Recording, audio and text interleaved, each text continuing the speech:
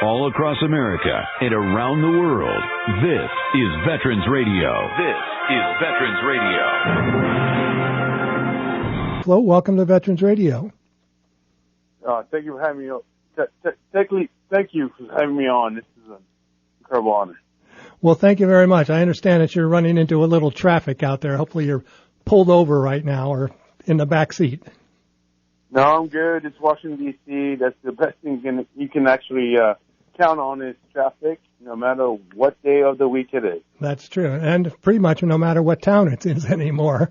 So, Flo, tell me about how you got into the Army in the first place. So, like you mentioned earlier on, I came in I was 12 years old. My father, I had never met my biological father, and I was lucky enough to be adopted by Larry, who has been the greatest thing in the world for me. He's an American from Gary, Indiana. He got to meet my mother when I was about 3 years old, and he fell in love, and he took me in as a son. Mm-hmm. And so when I was about 12 years old, he decided that, hey, let's move back to the United States. And he talked to my mom about it, and my mom was like, well, you got to ask Flo about this, moving back to the U.S. because, he's a French kid.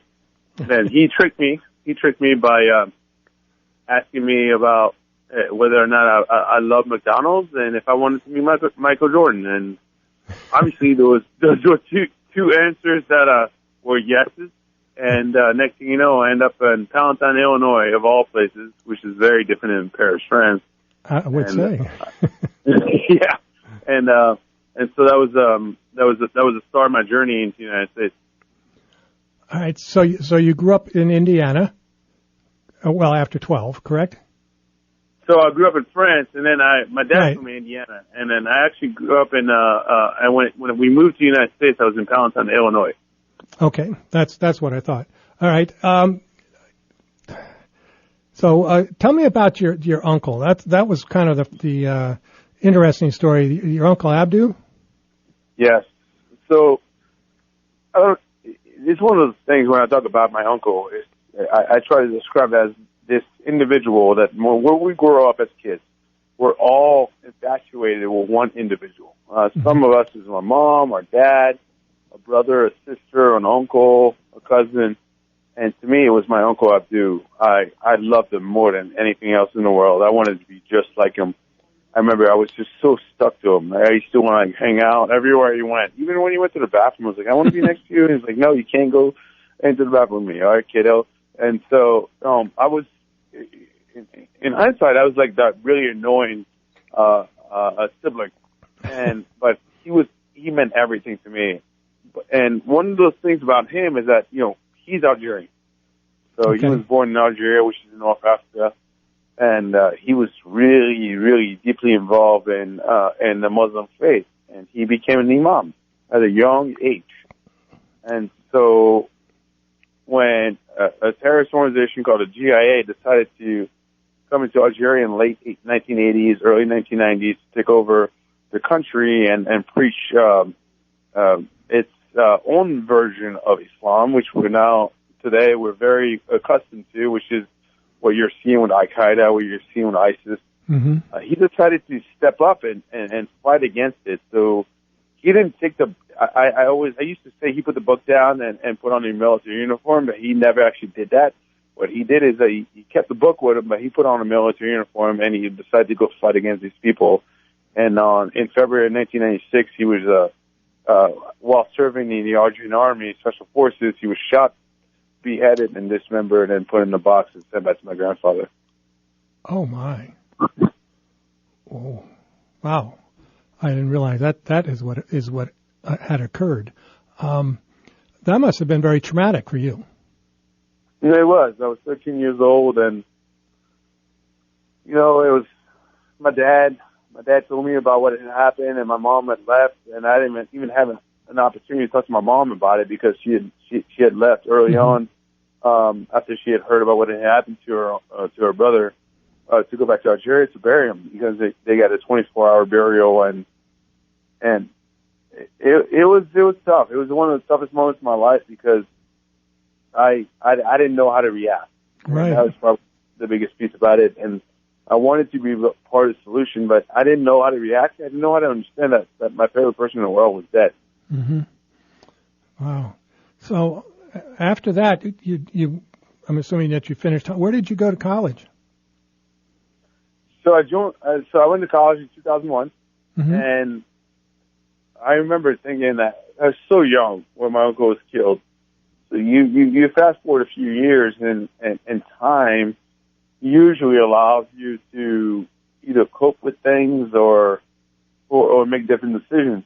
But I knew in the back of my head at that point, it's like, hey, no matter what I do, I'm going to go in the military. So, but I was a pretty decent runner. Mm-hmm. So I had the opportunity to go run in college, and nothing was happening. Nothing was happening around the world in terms of finding those individuals. So I didn't know where to make my mark. And so I thought, okay, I'm going to go out there, go to college, get an education, and run track, and then after that, I'm going to join the military. Okay. And so that's what you did. Did you look around at the different services? We've got a minute to go before we're going to take a break, Flo. We're talking with Flo Groberg, who's author of a book entitled 8 Seconds of Courage. He went from immigrant to a Medal of Honor recipient, and after we come back after the news, we're going to find out a little bit more about how that occurred. But what made you decide to join the Army? So to answer actually your previous question, I actually ended up going to the University of Maryland. Maryland, okay. Maryland. And one of the things was when I went to the University of Maryland, I joined ROTC for a little bit. But with running track, it actually made it very hard for me. So I decided, okay, I'm going to focus on track, and once I graduate, I'm going to go out there and enlist in the United States Army and go to officer candidate school and so on. Okay, we got to I got to hold you off. We got to take a real quick break here. We'll be back in a couple of minutes. Don't go away. You're listening to Veterans Radio right now.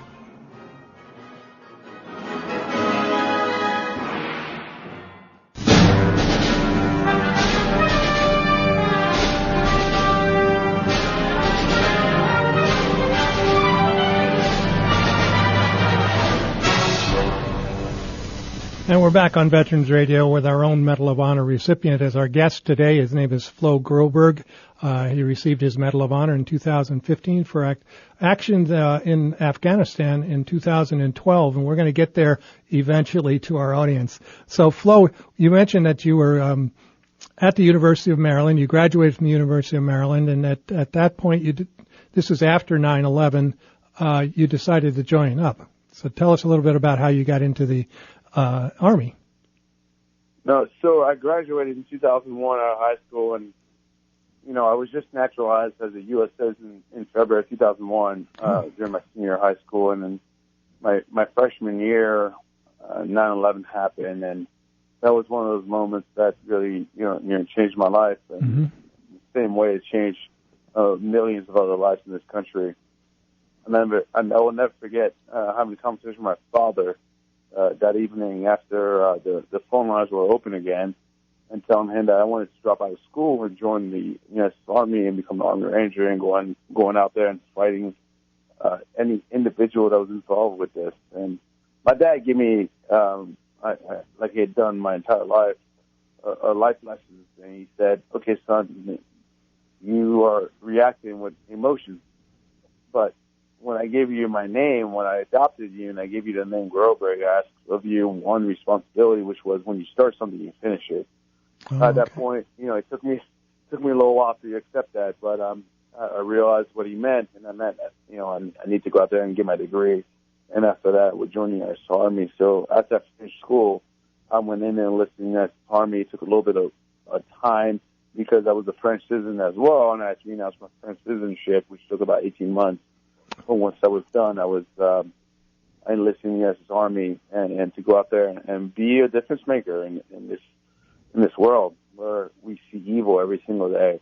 And, we live in the greatest country in the world, but the reality is we only live in this country that we consider the best in the world because we have the best people in the world. Right. I agree with you. I agree with you entirely on that. But the Army turned out not to be a little bit more difficult than you anticipated because you went off to Ranger School. I love when you say that. So look, I've never expected the Army to be easy, but my goodness, was the Army Ranger School one of the difficult tasks. It kicked my butt over and over again. Every time I thought I had a little advantage on Ranger School, it came back to me and told me, "You don't got it, boy."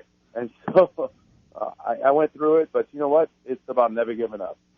And thankfully, as you read in 8 Seconds of Courage, I had some really good friends and some really good mentors during my time that allowed me to keep fighting and never give up. And I went through it. I was lucky enough that I went straight through 62 days of Ranger School, and so that's something I can be really definitely proud of. But it also got me ready for Afghanistan. Well, that is true. I can, we've had the opportunity to talk to many people who have been Rangers or Special Forces and so forth, or pilots and so forth. You just have to keep going and keep going and keep going. And you run into some great friends who are, who motivate you. And of course, as you mentioned, the mentors, some of them you don't like at the time, but you look back on it and you realize how important they were in your life and getting you through whatever that program was that you went in through. No, you're absolutely right. One of the examples is Gallardo. Silver Star recipient. I was out there in the Korengal when Sargento received his Medal of Honor, and based on actions that happened in 2007. And Gallardo was that guy. He was literally that guy. Like, everybody knew who he was because he understood, and all the Ranger instructors understood who he was, what he had gone through. He got shot in the head. During that battle, and he got back up and continued on with a mission. I mean, you're talking about a standard of being the outstanding military service member. That's Gallardo for you. And he was in my Ranger class, and everybody knew who Gallardo was, and he was a pain in the butt for me. But when I was struggling, I saw this different side of Gallardo, and he challenged me. He was there with me. He's like, "Hey, man, if you're going to quit tomorrow, I'm going to quit with you." I was like, "You can't quit, man. You're Gallardo. Like, you're the hero guy." Yeah. He's like, "No, and I don't care what anyone says or thinks about me. I'm here with you. I'm going to support you. I'm going to guide you." And he changed my entire perspective. And there's a reason why I went through that school, and the reason why I became somewhat of I was a sufficient and decent officers, because I had the opportunity to serve next to such an incredible individual. Mm-hmm. Was he going? I'm trying to remember. Was he going through as a sergeant, or was he also in OCS? No, he was actually going through as a sergeant. So he was in 173rd at the time, and he was enlisted. And for him to actually be a first sergeant in the 173rd, actually sergeant first class in 173rd, he needed to get his tab. And so, the funny thing about Gallardo is that he'd been in the regiment for a while, and when he was in the 173rd, he served as an NCO, and he just never got the opportunity to go to Ranger School because he kept getting deployed. Well, I was going to say, so he was not the youngest guy in your class, I'm sure. Oh, no, he was not. So he finally got a break. So when we all think about a break, we think about vacation. No, he opted to go to Ranger School, and I give him a lot of props. Yeah, I've met some people like that. All right, so we go to Ranger School. You made it through, and you're all excited, and the next thing you know, they send you off to Afghanistan. Right? And here I am. So I'm in Afghanistan, and I'm a second lieutenant with no experience. And Colonel Pearl at the time was the battalion commander. He brings me into his office. He talks to me about the responsibilities that I have for Dagger 4 Platoon. He tells me I'm going to take over Dagger 4 Platoon out of Mohammedapolis Huntington Miracle. And he tells me about the unit and the folks, what they've been doing for the last couple of months, and what responsibilities. And I remember just listening. In the back of my head, I'm thinking oh my God, this is real. Oh my God, this is real. And I walked out of his office. I kept thinking about it. I have no experience. I've never been shot at, from my understanding. And where I've seen it. And here I am about to take over this unit with these incredible individuals who have been in one of the most kinetic places in Afghanistan or in the world. But I had responsibility to take care of them. So when I got there, the first person I sought out was platoon sergeant. His name is Corey Steele. He's Sergeant First Class Corey Steele. Mm-hmm. I told him, I was like, hey, I have no experience, but I'm going to need you to guide me, mentor me, and teach me how to be the most effective leader. And we had a good conversation. He told me to shut up for the next 7 days, to watch and listen to what was happening around me. And after 7 days, he would, him and I would get back together and come up with the next plan. And tell you what, I was lucky enough to come into a unit with a man like Corey Steele, who really took the time and effort to teach me how to be an effective leader. Well, I'll tell you, just from my experience, although I was not a real live officer, the enlisted people were the ones that got me through, especially the experienced ones, because they knew what they'd been there. And, as you mentioned, going in as a young second lieutenant and taking over a platoon, it's got to be frightening. But you have to show your courage and show them that you know what you're doing. And it's a good thing that you had a sergeant that could show you that you know what you're doing. Yeah, but I wasn't scared about the job. I was actually nervous about, as an officer, making decisions that would get people killed. Mm-hmm. Yeah, and that was my biggest fear. And I knew, my dad had always taught me about trust my training and not being weak. And I'm not trying to say that the word weak is really negative. I think the word weak in combat really refers to the idea of not making a decision. Right. Being too scared to make a decision. Combat, it's all about that one split second where you go right or left. Correct. And that's it. That is it. I mean, and you have to live with it. And if you go left, and it was supposed to be right. If you go right, and it was supposed to be left, you have to live with the consequences of that decision. I was nervous about that. Well, I understand that because you were in the Peck River Valley in Afghanistan, which happens to be the most dangerous place in the world. That's in quotes.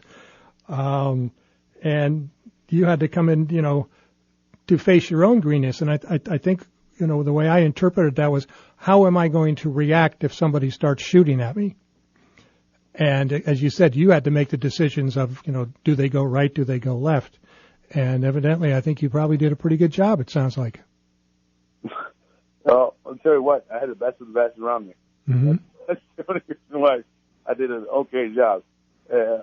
My job was the simplest job in the world, which is make decisions and allow your NCOs and your soldiers to go out there and operate and execute. Mm-hmm. And all right, so every single day, I knew that I had the best of the best around me that they were going to go out there and do the best job. Mm-hmm. I like to think that we were all surrounded by the best of the best, and most of the time that was true, I think. So you spent, how long did you spend in Afghanistan your first time? 9 months, for sure. Okay, and then you came back, and where did you go from there? From there, we were back in Garrison, and I did a job as an executive officer for Alpha Company. I moved from Dagger Company and went to Alpha Company 212 Infantry out of 4th Brigade, Fort Carson. Oh, okay. And then I was selected to run the specialized security detail for, at the time, Colonel Mingus, who was the brigade commander for 450. Okay.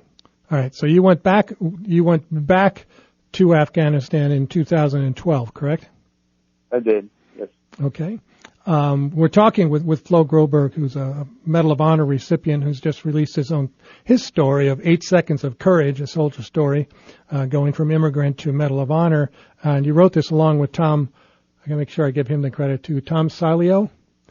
Yeah. Yeah. And I really encourage people to get this book. It's not that long, but everything is packed into it that you could ever want in a true story of courage, for a young man especially.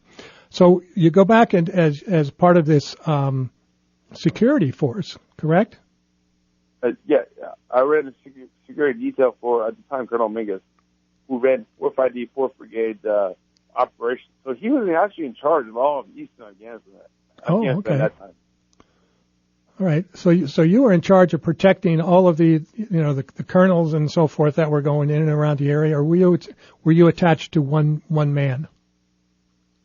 Yeah, one man, and actually a sergeant major as well who worked for them, which was Command Sergeant Major Griffin.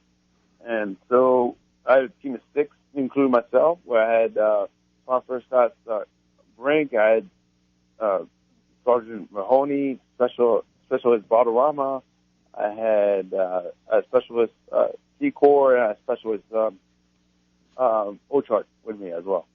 So what were your duties with him? Was it to kind of take him around to meet with the Afghan tribal leaders and so forth? So his mission, he owned the entire operation for Eastern Afghanistan. So between meeting with his own unit, which was 65% of our mission, to meeting with all the Afghan partners that we had, as well as the government officials, my job was to plan and make sure that his security was set in place, coordinate with the receiving units everywhere we went, which was outside of Jalalabad or Cop Fenty or Foss Fenty in Afghanistan.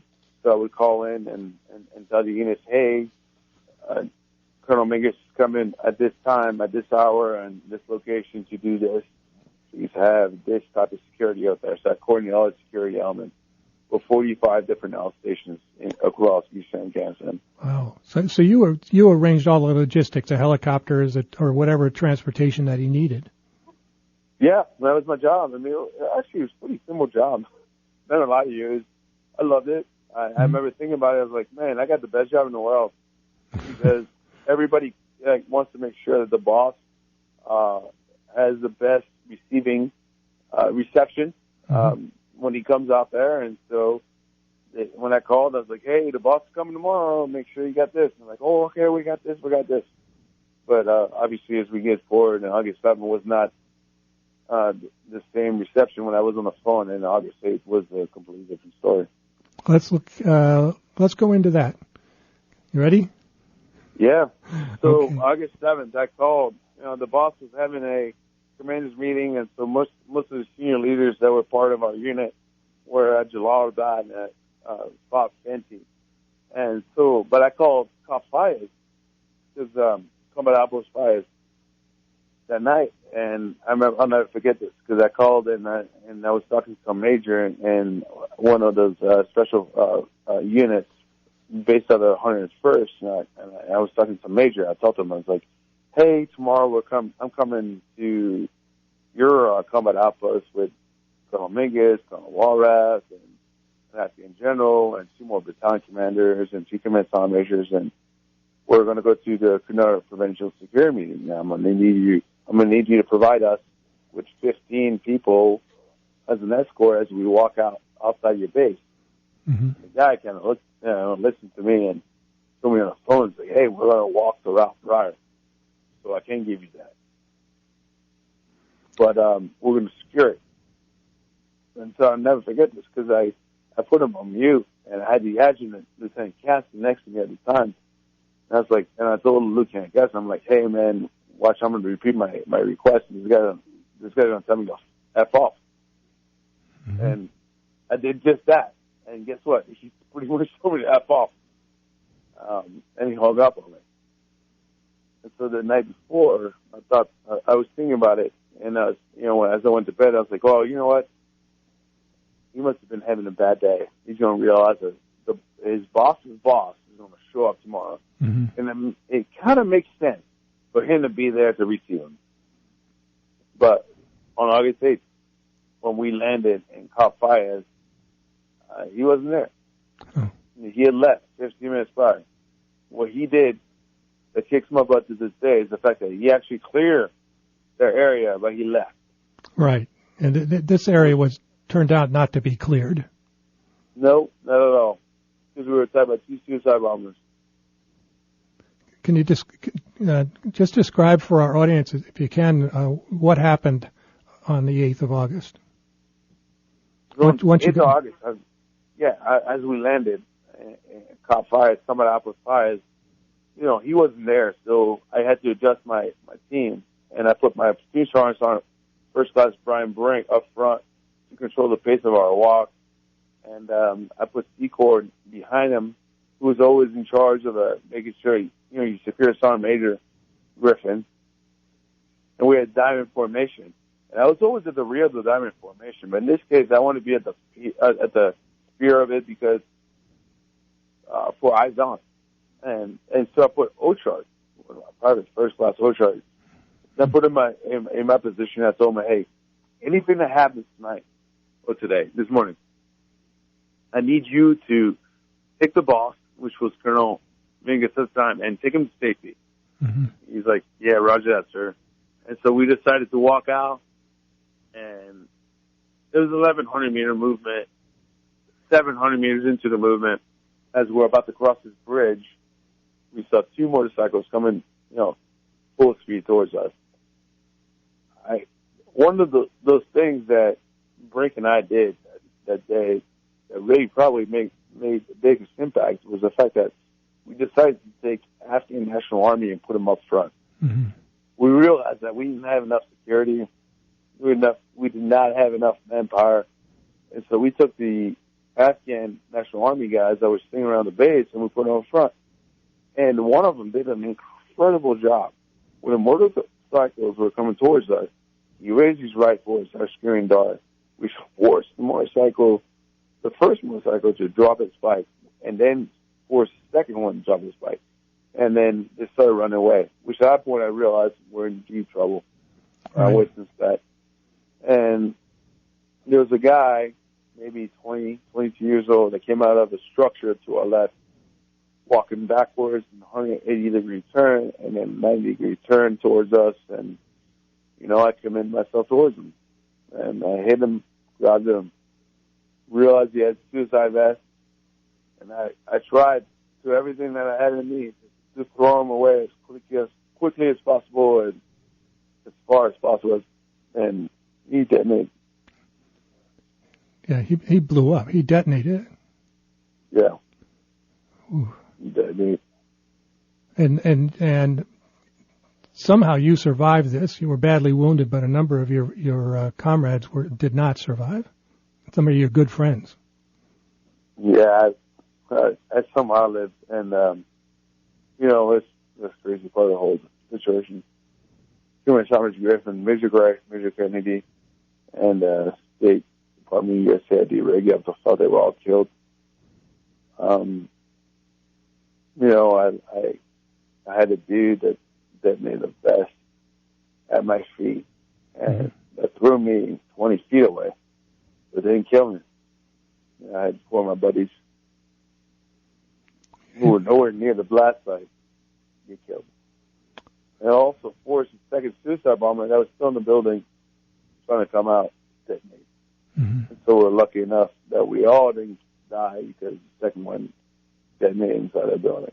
Well, it sounds like the whole thing was well planned with so many distractions, to divert your attention from the actual real bad guys. Yeah, well, that year they had the Taliban had this idea was called the secular attack.